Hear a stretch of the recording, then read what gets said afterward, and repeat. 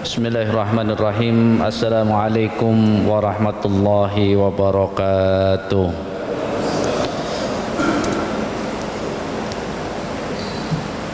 Alhamdulillah.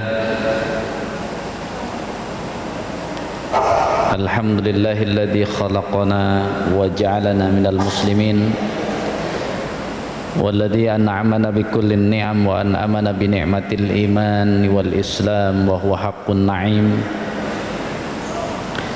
Asyhadu an la ilaha illallah wahdahu la syarika lah al-aziz al-hakim wa asyhadu anna muhammadan abduhu wa rasuluh shadiqul wa'dil amin.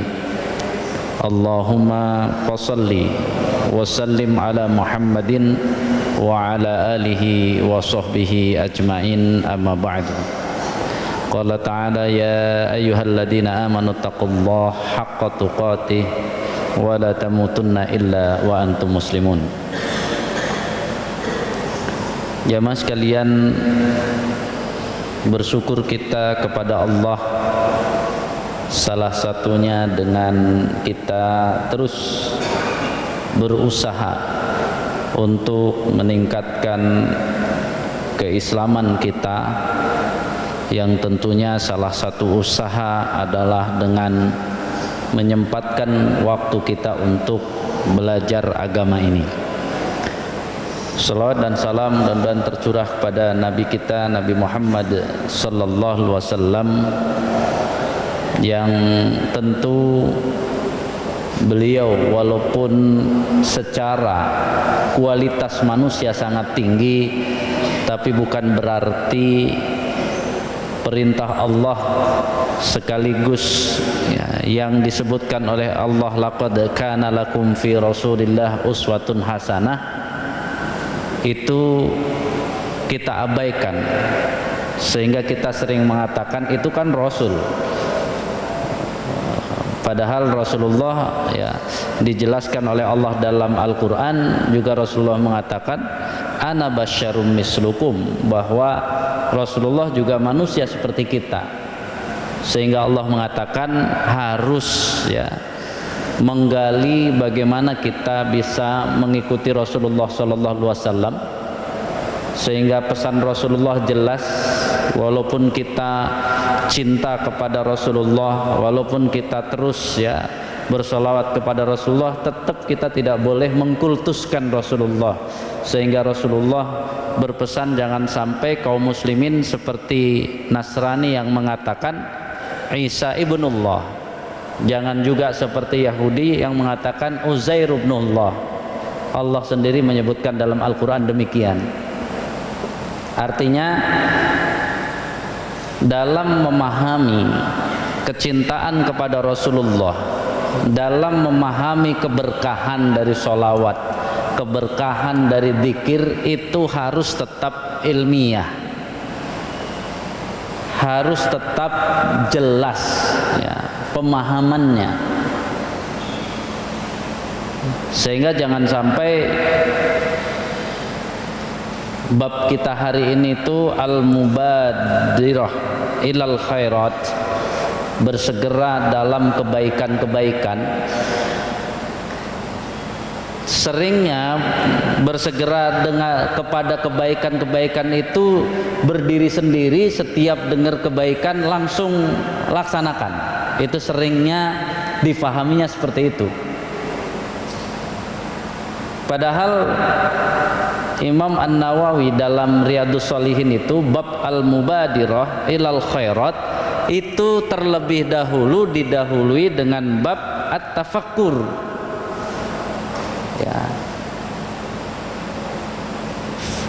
Jadi jelas sebelum bersegera kepada kebaikan harus ada proses berpikir. Jadi itu yang harus dimiliki oleh kita. Kenapa? Kalau kita mau mencermati bahwa Imam An-Nawawi menempatkan bab berpikir itu di bawah bab istiqomah, seolah-olah kalau saat ini saya ditanya tentang bagaimana caranya kita istiqomah, harus bisa memaksimalkan nikmat Allah berfikir. Karena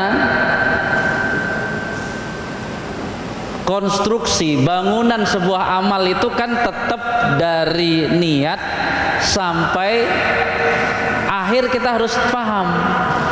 Jadi amal baik, amal soleh itu kan tidak sekedar kebaikan, harus ada niatnya yang benar, harus ada pelaksanaannya yang benar, harus ada tujuannya yang benar, harus ada hasil di dunia yang benar. Dan jangan lupa yang disebut cerdas dalam berpikir kata Rasulullah adalah yang tidak sekedar menghitung apa yang didapat di dunia ini, tapi apa yang didapat di dunia ini harus menghasilkan di akhirat. Itu baru cerdas. Kalau cuman yang didapat di dunia, Pak, nggak usah disebut cerdas, nggak usah pakai Islam juga bisa, hasil dunianya hebat. Tapi orang Islam itu hasil dunia diusahakan, tapi hasilnya ini harus menjadi hasil akhirat. Itu kan bangunan berpikir. Jadi nggak asal-asalan, oh saya yang penting nyumbang aja, enggak.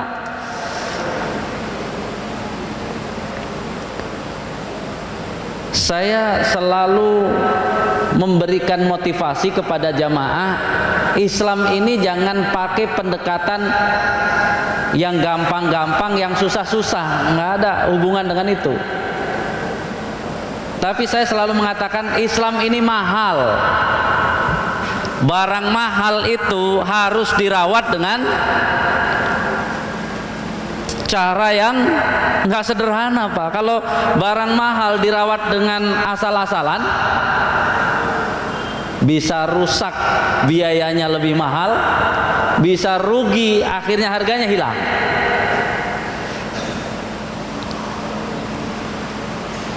Dan jangan bilang bahwa kadang-kadang ikut kajian Ustadz kok harus susah. Memang tantangannya nggak mudah, Pak. Hari ini tantangannya tidak mudah. Contoh, ya ini udah beberapa kali mungkin di rekaman lain ada, tapi ini kejadian harus disampaikan. Bagaimana Bapak ingin menjawab kalimat orangnya begini, kalimat orangnya,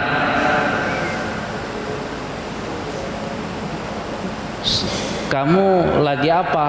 Lagi sholat. Ngapain sholat? Ngapain sholat? Bukankah amal baik itu dengan niat saja kita sudah dapat pahalanya walaupun nggak mengerjakan? Satu. Apalagi sholat ini kan disuruhnya mendirikan sholat, sehingga kalau saya belum bisa memiliki ilmunya, memahami isinya, sudah pasti sholat saya bisa ditolak. Jadi daripada saya capek-capek sholat nanti ditolak, saya mendingan niat saja, toh sudah dicatat amalnya. Kemudian tidak berhenti di situ tantangannya. Dia bilang, nanti kalau saya sudah mengerti hakikat sholatnya itu, saya akan melaksanakan sholat. Tetapi walaupun saya nggak sholat, hanya niat saja, sesuai dengan janji hadis, ya udah pakai hadis juga berarti. Tadi aqimis sholah pakai ayat juga. Maka asalkan saya bisa mencegah perbuatan keji dan mungkar, walaupun saya nggak sholat, tapi saya nggak melakukan perbuatan keji dan mungkar. Daripada banyak orang sholat tapi korupsi, kemudian tadi berzina. Jadi Bapak mau apa kalau tantangan itu nyata ada dan itu di Bogor berkembangnya, bukan di tempat lain, di Bogor. Saya tanya ini di mana kayak gini-gini. Mohon maaf nih, yang saya sendiri belum survei, katanya ada kajiannya, ada tempatnya di Ciamas. Jadi kalau yang sempet coba, apalagi yang asalnya Ciamas, cari di mana itu ngajinya begitu. Pertanyaan saya sederhana. Bapak mungkin kesel, Bapak mungkin gondok, tapi pertanyaan saya, Bapak, apakah yang diucapkan orang tadi salah? Nah ini penting nih kan, ternyata tantangan begitu. Makanya jangan bilang ngaji jangan yang susah-susah, itu tantangannya di depan mata. Ya Pak Ustadz, hindari aja orang-orang seperti itu. Bapak hindari, anak Bapak diajak, orang dia aktif ke kawannya, itu kan namanya apa? Dia menyampaikan dakwahnya, dia pede banget bahwa itu sebuah kebenarannya. Jadi kita masih bilang gitu, ngaji itu sederhana saja. Ini mahal Islam ini. Ya kalau Bapak menghindar, iya, kalau yang kena bukan keluarganya, yang kena keluarganya Bapak pusing juga kan. Pas pusing Bapak ngobrol sama dia, gimana? Pertanyaan kan sederhana, gimana Bapak mau menjawab yang seperti itu? Sebelum menjawab tadi saya katakan, itu salah nggak kata-katanya?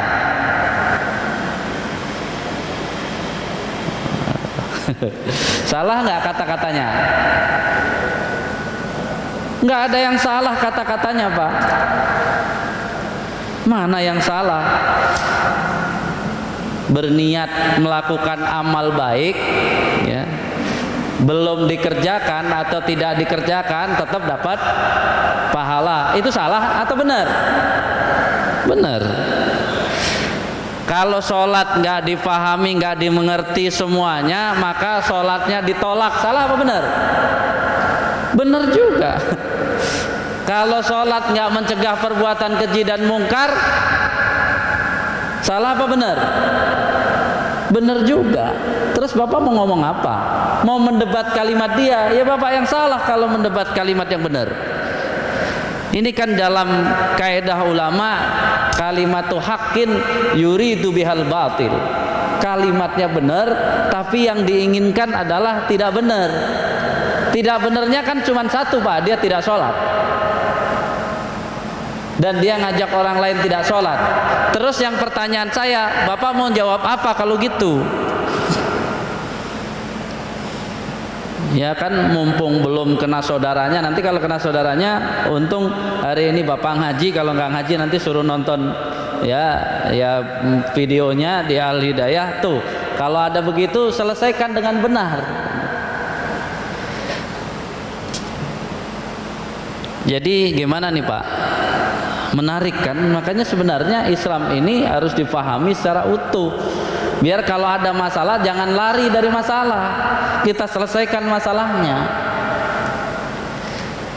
Jadi dia saja pakai bilangnya di Al-Quran perintahnya mendirikan sholat, itu juga tidak salah Pak. Memang di Al-Quran ada perintah mendirikan sholat, tapi yang mau kita jawab adalah kesalahan dia. Berarti kan nggak perlu dijawab yang benernya. Kita katakan, bener semua yang kamu katakan itu benar. Tapi kamu berarti belum ngerti dong, ada satu perintah lagi dalam sholat. Kalau yang kita bahas tadi bahasan mendirikan sholat, begitulah mendirikan sholat, itu benar Pak. Tapi di dalam Al-Quran juga ada hafidhu ala sholawat, pelihara oleh kalian sholat-sholat itu yang 5 waktu. Karena bahasa pelihara berarti apa? Harus dikerjakan. Itu. Jadi yang dia errornya kan tidak mengerjakan Pak. Yang kita dakwai, dia dakwah kita adalah mengerjakan sholat. Jadi kamu bahasan aqimus sholah luluslah gitu bahasanya, materinya. Tapi kamu belum lulus materi mengerjakan sholat. Jadi kamu jangan salah, di Al-Quran ada perintah memelihara, menjaga sholat. Berarti sholat itu harus dikerjakan. Ya. Kemudian kita katakan kepada dia bahwa jelas kok semua orang tua disuruh memerintahkan anaknya yang 7 tahun untuk mengerjakan sholat. Maknanya apa Pak? Kita disuruh memerintahkan anak kita yang umur 7 tahun untuk sholat. Maknanya apa? Saya belum materi tadi, ini mana jangan-jangan kita juga persepsinya salah. Maknanya apa? Kita disuruh memerintahkan anak kita yang 7 tahun untuk sholat. Maknanya anak kita sebelum 7 tahun bapak harus sudah ajarin dia bisa sholat. Karena dalam Islam namanya perintah itu, yang diperintah harus sudah bisa. Ya kalau bapak ngomong, oh saya ikut hadis, saya perintah, tapi bapak nggak ngajarin anaknya pelaksanaan sholat, nggak ngerti, ya bapak yang salah. Jadi maksud perintah dalam ya hadis, dalam Al-Quran, wa'mur ahlaka bis-sholah itu sekaligus siapkan bahwa namanya perintah yang benar itu kan ada perintahnya, yang diperintah bisa mengerjakan. Ya kalau yang diperintah nggak bisa mengerjakan bapak suruh, ya bapak yang error. Masa orang nggak bisa diperintah?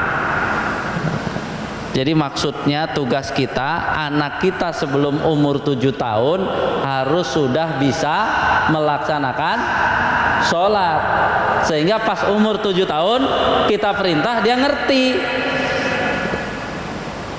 Bukan umur 7 tahun baru diajarin sholat, ya udah telat itu, telat di dalam belajarnya aja udah telat. Jadi sebelum 7 tahun sudah belajar melaksanakan sholat. Kemudian kasih tahu bahwa hadis itu tidak hanya itu, umur 10 tahun saja belum balik, kalau tidak melaksanakan sholat disuruh boleh dipukul. Berarti kan perintahnya udah jelas melaksanakan itu, jangan nggak dilaksanakan sholatnya. Kalau kurang puas tambah hadisnya. Kalau masalah orang mengerjakan sholat dan tidak mengerjakan sholat itu masalah statusnya. Kata Nabi, pembeda antara mukmin dan kafir salah satunya ada pada tarkus sholat, dia tidak melaksanakan sholat. Jadi kamu jangan ngomong-ngomong ngaku Islam kalau nggak mau sholat, berarti kamu sudah kafir menurut hadis Rasulullah karena kamu tidak melaksanakan sholat. Jadi yang dibahas jangan ngikuti bahasan dia, Pak. Itulah pentingnya kita mempelajari secara utuh, sehingga yang kita kasih adalah materi yang dia nggak ngerti. Ya sudah, wassalam bagi dia kan. Jadi dia kan jadi bingung. Jadi kamu kalau ngajak atau tidak sholat, kata Nabi status kamu bukan Islam lagi, ganti KTP, sudah kafir. Ya, jadi gitu. Artinya apa? Kan berarti kita harus menyiapkan keilmuan kita secara utuh. Jamaah sekalian rahimakumullah, jadi bersegera melaksanakan amal itu harus diiringi dengan bangunan untuk menjaganya. Dan bangunan untuk menjaganya itu tadi, kita harus mengurut bekalnya dari awal sampai akhir. Jamaah sekalian, contoh lainnya adalah kaum muslimin berlomba-lomba ya mendidik anaknya, dan kadang-kadang berlomba-lomba membuat tempat-tempat pendidikan, juga berlomba-lomba membuat tempat kajian-kajian. Tapi kadang-kadang ini kan, wow, kenapa begitu ya, bersegera kami melakukan amal yang baik, yang sholih. Kadang-kadang lemahnya itu pada tujuannya, kadang-kadang lemah. Contoh, hampir kaum muslimin tidak ya tadi utuh dalam menyiapkan, mau kajiankah, menyiapkan bahasanya, lulusannya. Pertanyaannya kan sederhana. Sekarang ini banyak lulusan-lulusan baik majelis taklim intensif ataupun lulusan-lulusan bahkan kadang-kadang Mekah, Madinah, pulang ke Indonesia, kira-kira ribut sesama muslim atau sudah mateng dan yang dilawan bukan orang muslim? Kan ini harus dipikirkan, Pak.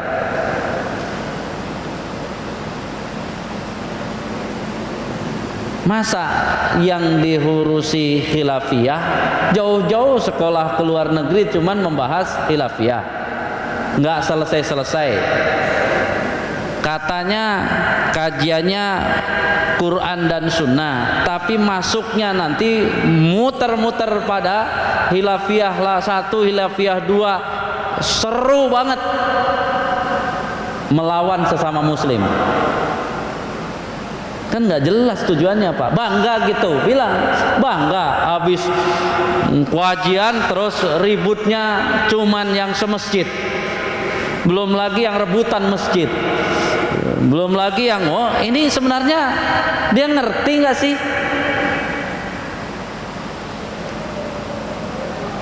Kalau di negeri kita itu kan ada Sabta Marga, bagi TNI itu kan sehari satu kali diucapkan, itu udah militan banget, Pak. Nah kita kan punya Sabta Marga juga, Pak. Bahkan satu hari, karena apa Sabta? Karena 7 jumlahnya. Setiap hari 17 kali, Pak. Apa itu Sabta Marga kita? Sab'ul Masani. Apa dek Sab'ul Masani? 7 ayat yang diulang-ulang. Apa? Surat Al-Fatihah. Kan kita, Pak, kalau kita bicara ngaji di masjid, sudah ngaji kemudian paham, sesudah paham terus diamalkan, kita kan langsung bangga, oh berarti udah hebat. Padahal belum, Pak, belum hebat kalau baru nyampe mengamalkan saja, belum. Karena ucapan kita 7 ayat itu ada kalimat ihdinas siratal mustaqim siratal ladzina an'amta alaihim ghairil maghdubi alaihim waladdallin. Bapak tuh minta setiap hari 17 kali kepada Allah untuk mendapatkan petunjuk Islam, dan petunjuk Islam itu bukan untuk ribut sesama muslim, bukan untuk ribut sesama jamaah masjid, bukan untuk menang-menangan karena perdebatan, kayaknya hebat banget. Tapi kata Allah, jalan Islam yang kamu dapatkan itu harus sanggup membentengi kaum muslimin dari ghairil maghdubi alaihim, dari jalan ajakan orang-orang yang Allah murkai. Ahli tafsir memberi contoh siapa orang yang dimurkai adalah Yahudi. Adz-dzalin itu ya orang-orang yang sesat. Para ahli tafsir menyebut contohnya Nasrani. Kalau di Bogor, Jawa Barat nggak usah kasih contoh lagi, banyak aliran sesat. Termasuk kayak tadi itu mengajak sesat. Jadi kita harus mendidik anak kita, menyekolahkan anak kita sampai luar negeri untuk menghadapi itu sesuai dengan doa kita 17 kali sehari. Bukan anaknya di sana-sana nanti dibiarkan. Kok kamu cuman meributkan kunut, meributkan tahlilan, meributkan yasinan, apa? Cuman pengen sekolah jauh-jauh, pengen ribut antar kita, yang membuat kita lemah. Padahal kita mengatakan ihdinas siratal mustaqim, ya Allah berikan saya petunjuk, ajarkan saya as-sirat al-mustaqim al-Islam. Yang al-Islam itu adalah kita mengokohkan siratal ladzina an'amta alaihim, jalan orang-orang pendahulu kita yang menguatkan Islam. Ada Jailu Salahuddin, ada generasi Salahuddin al-Ayyubi yang sukses. Sekali lagi, generasi Salahuddin al-Ayyubi itu sukses menghentikan at-tanazu'. At-tanazu' itu tadi perselisihan yang menuju perpecahan, ribut terus nggak selesai. Makanya jelas di surat Al-Anfal itu atiullaha wa rasulahu wa la tanaza'u. Kalau kamu bicara taat kepada Allah dan Rasulnya, harusnya kamu tidak berselisih. Jangan masuk bahasan-bahasan yang masih ikhtilaf. Karena namanya ikhtilaf itu pasti tidak satu. Berarti ketika masuk ikhtilaf biasa saja, jangan untuk ajang tadi perbedaan. Ikhtilaf itu biasa. Harusnya ikhtilaf dalam fikih itu kayak warna kulit kita, mau coklat mau hitam kan Bapak harusnya ya sama aja lah, mau coklat mau hitam itu kan sesuai dengan yang Allah berikan, harusnya kayak gitu ya, sehingga bersama-sama mengokohkan Islam ya. Jadi kita ya dalam bersegera dalam kebaikan itu sering apa? Lemah dalam proses berpikirnya, sehingga kadang-kadang main ya semangat, main hebat sampai tujuannya diadu oleh Yahudi. Kan gampang Yahudi Pak, ini kalau sudah ada perselisihan tanazu, karena kan ayatnya jelas, kalau sudah ada perselisihan tanazu Pak, maka fatafshalu, akhirnya kalian menjadi lemah. Udah semangatnya kalau nyerang yang beda pendapat tadi, sudah nggak peduli lagi. Bahkan kalau bisa kayak zaman penjajahan, nggak apa-apa kerja sama sama Belanda musuh, walaupun karena berselisih dengan saudara sendiri ya, itu sudah mulai terjadi. Akhirnya kaum muslimin yang beda pandangan fikihnya dianggap sesat, jelek. Nah sedangkan apa, nggak lebih bagus berteman dengan yang bukan muslim daripada orang muslim seperti itu. Ini kan menunjukkan apa? Lemahnya pendidikan yang didapat. Bukan ilmunya yang lemah, tapi tujuannya jadi lemah. Kan ilmunya nggak salah, tapi sebenarnya ketika dia mempelajari itu untuk dirinya dan untuk dilaksanakan silahkan. Tapi masalahnya materinya untuk perselisihan itu menyalahi ayat tadi.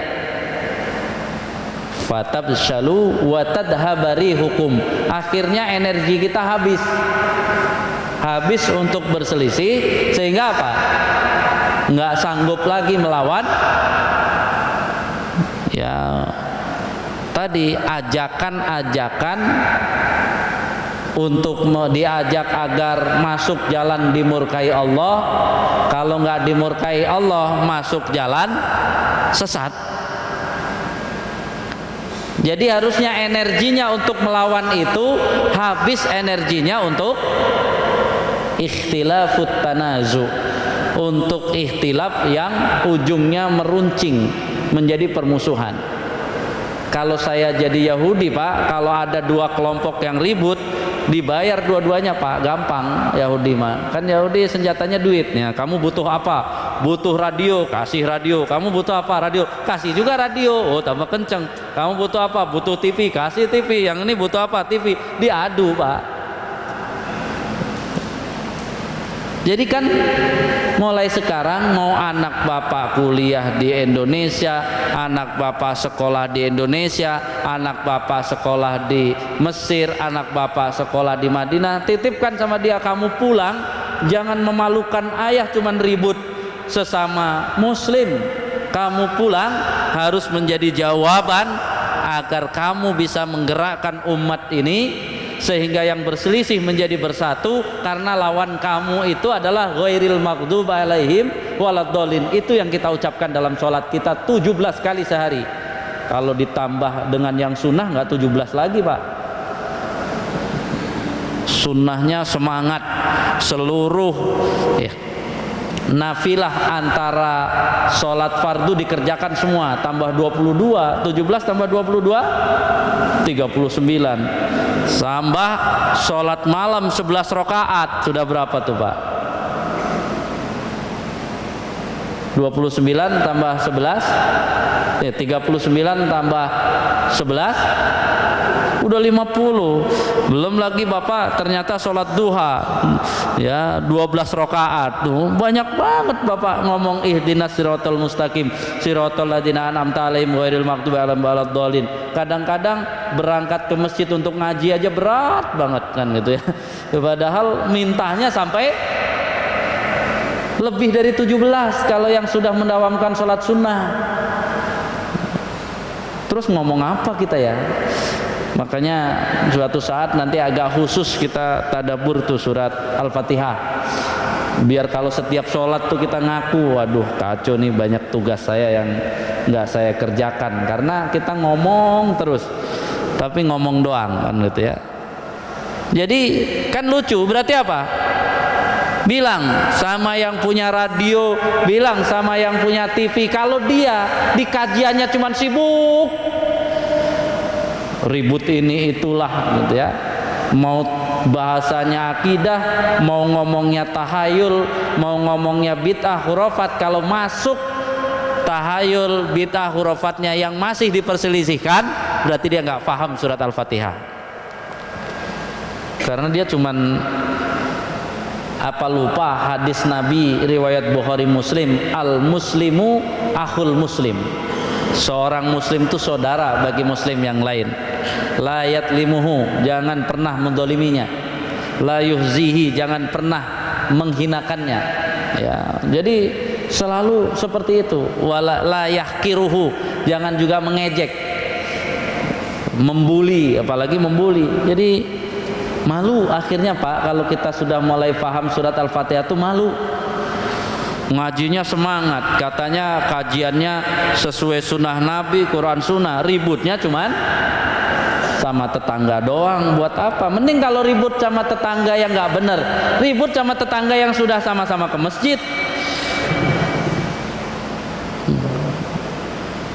Itu namanya belajar tanpa tujuan, bahkan belajar tapi nggak paham yang Allah ucapkan, yang kita ucapkan dalam sholat, nggak sesuai dengan programnya. Jadi silahkan Pak, kalau Bapak mau belajar nambah lagi, tapi Bapak mulai paham bahwa ilmu yang benar itu adalah yang menguatkan kaum muslimin, bukan yang melemahkan. Gitu harus menjadi jawaban ya. Makanya saya selalu ya yakin gitu ya, dalam setiap kajian itu harus dicerdaskan umat. Jangan kita minder, oh nanti kalau nggak paham gimana Ustadz? Ya paham nggak paham sampaikan dulu, karena hidayah itu, satu orang mendapat hidayah itu hadiahnya dari Allah banyak Pak. Dan namanya hidayah dari Rasulullah kan sebenarnya nggak sederhana Pak.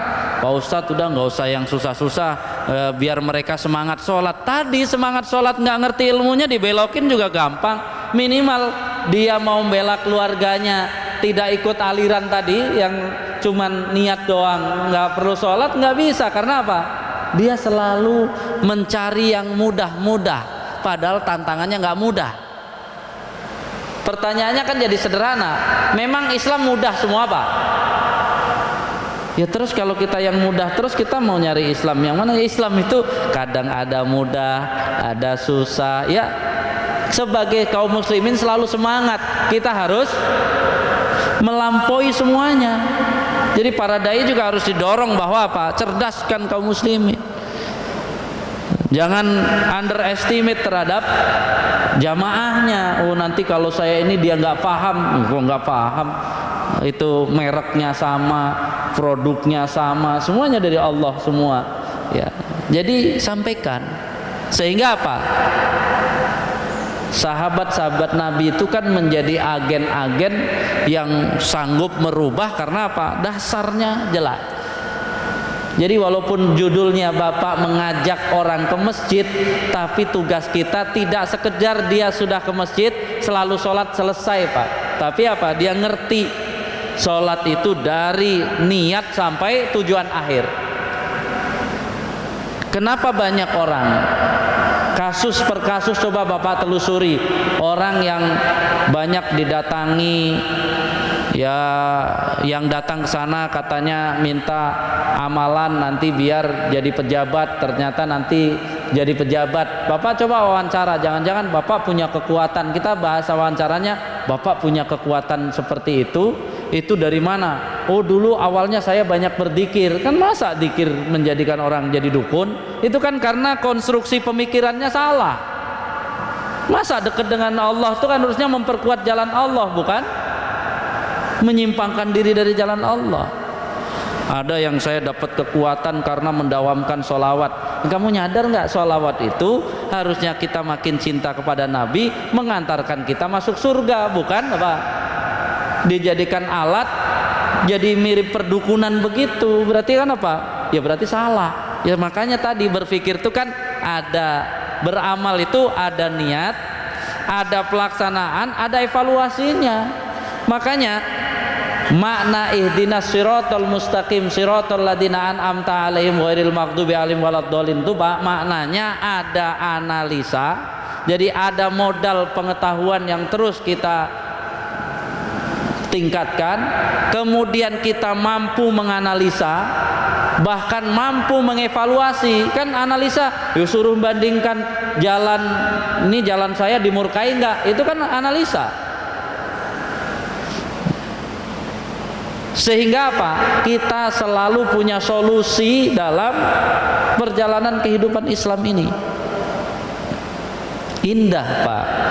Jadi kalau mulai kita benar-benar serius meminta kepada Allah, Al-Fatihah itu 7 pesan agung yang kalau kita benar Al-Fatihah itu, yakinlah bahkan bacaannya aja orang kesurupan bisa sembuh.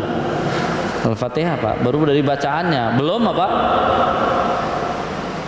Jadi anggaplah kita ini kesurupan dalam hidup. Bahasan sebelumnya kan kita kesurupan materialisme, ya matre mulu, kesurupan dunia ini, kesurupan banyak banget kesurupan kita, Pak. Maka kita harus benerin Al-Fatihahnya biar kita diruqyah dengan Al-Fatihah kita sendiri, kemudian kita sadar, waduh saya kacau nih. Gitu. Nanti kalau Al-Fatihah belum mempan, tambah ya tadabur surat Al-Falaq, ya surat An-Nas, surat Al-Falaq, surat Al-Ikhlas, lengkap sudah, Pak. Enggak juga, tambah ayat kursi, Pak. Itu zikir ayat kursi dengan 3 qul huwallah, 3 qul a'udzu birabbil falaq, 3 qul a'udzu birabbin nas, itu dibaca pagi sama petang udah cukup, Pak. Tapi apa? Ya harus bukan sekedar kita mendawamkan amal, tapi tadi ya, mari kita bersegera menuju amal. Kalau kita semangat ke amal itu bagus, tapi begitu kita masuk ke amal mulai pasang radar. Saya dari niatnya harus benar, saya dari pelaksanaannya harus benar, saya dari tujuan dunianya harus benar, bahkan sampai akhiratnya harus benar. Itu ada semua, Pak, dalam a'udzubillah, bismillah, alhamdulillah, ar-rahman ar-rahim sampai maliki yaumiddin. Itu isi itu semua. Jadi jamaah sekalian rahimakumullah, Islam itu indah, Islam itu mahal, dan Islam itu asik kalau kita mau belajarnya dengan benar, tidak setengah-setengah, sepotong-sepotong gitu ya. Itu yang harus dipahami oleh kita.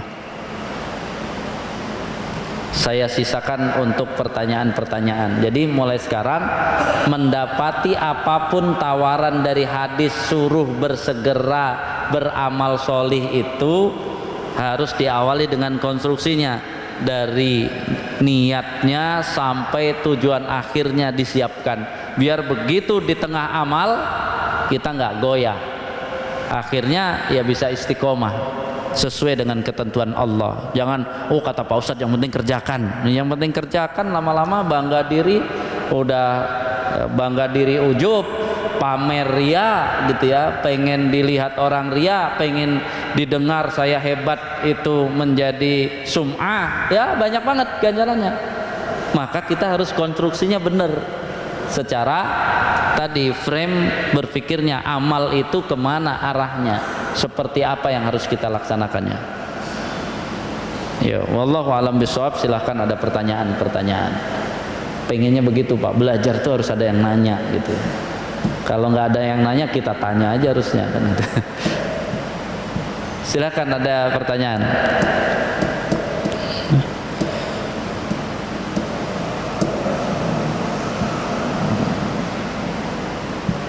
Ada 2 menit, silakan.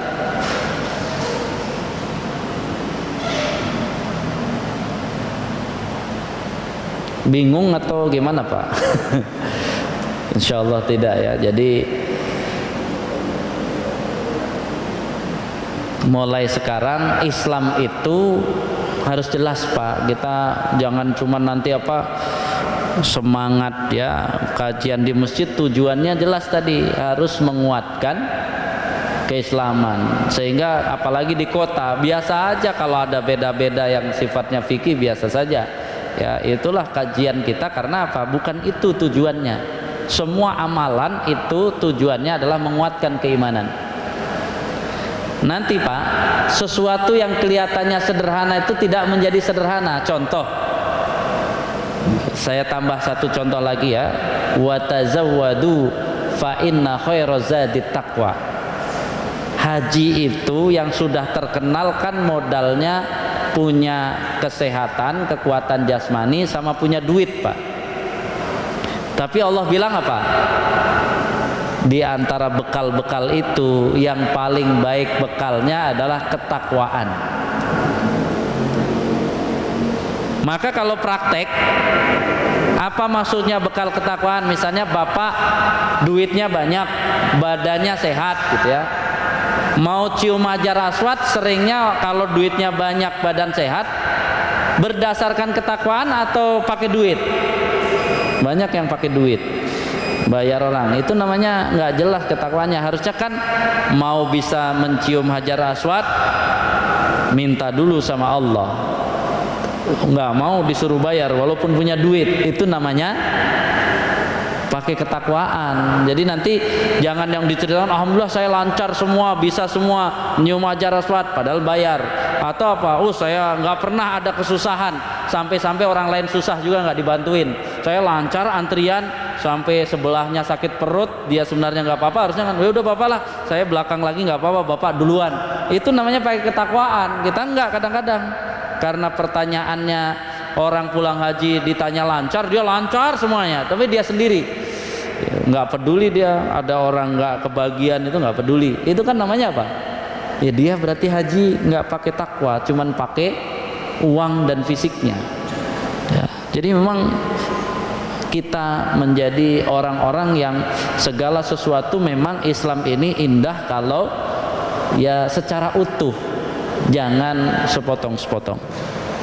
Baik jamaah sekalian, karena tidak ada pertanyaan dan saya nggak akan nanya kan gitu ya, tapi mudah-mudahan semangatnya dapat, dan apa yang disebut dengan bersegera beramal itu bukan beramal saja, mulai gunakan ya konstruksi pemikirannya sehingga amal itu benar-benar sampai menjadikan jatah kita di akhirat nanti di hadapan Allah, kita dapat bagiannya. Hadanallah wa iyyakum ajmain, kurang lebihnya mohon maaf. Alafu minkum. Assalamualaikum warahmatullahi wabarakatuh.